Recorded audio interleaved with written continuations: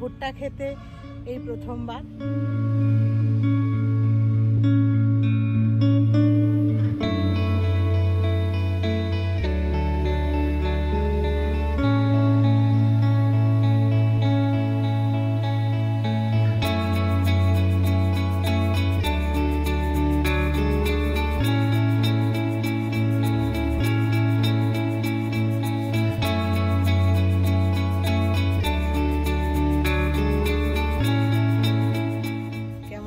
সবাই ভ্রমণ ম্যাডনেস বিতাসের সকল সদস্যকে সুস্বাগতম।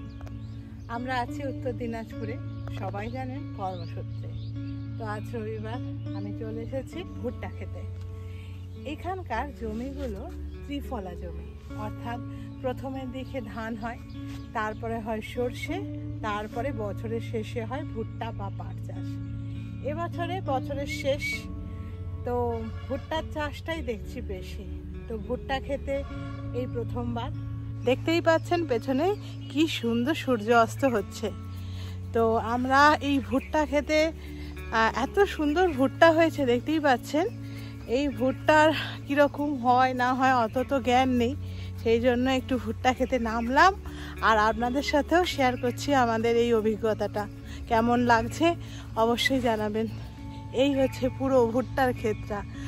এর আগে এখানে হচ্ছে সর্ষে চাষ হয়েছিল, আর এরপর ভুট্টা, তারপর সর্বশেষে ধান। এইখানকার জমিগুলো ত্রিফলা চাষের জন্য তৈরি থাকে। তো পরপর বিভিন্ন দানা শস্য চাষবাস হয়, পাটও চাষ করা হয়। তো এবছর দেখছি পাট চাষ কম আছে, তো বেশ ভালো ভুট্টা চাষ হয়েছে এখানে। চলুন দেখি ভুট্টা ক্ষেতটা কিরকম।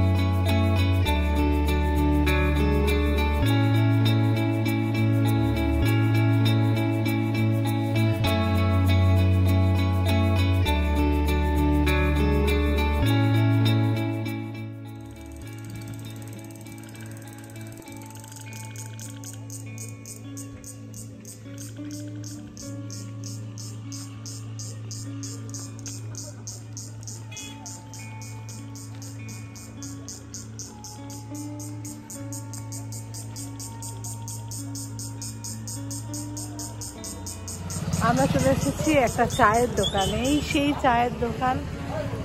প্রথমবার আমরা যখন শিলিগুড়ি গিয়েছিলাম, তো ঠাকুরবাড়ির মোড় হয়ে গিয়েছিলাম, গুগল মাতাকে ভরসা করে গিয়েছিলাম বলেই এই সমস্যা হয়েছিল।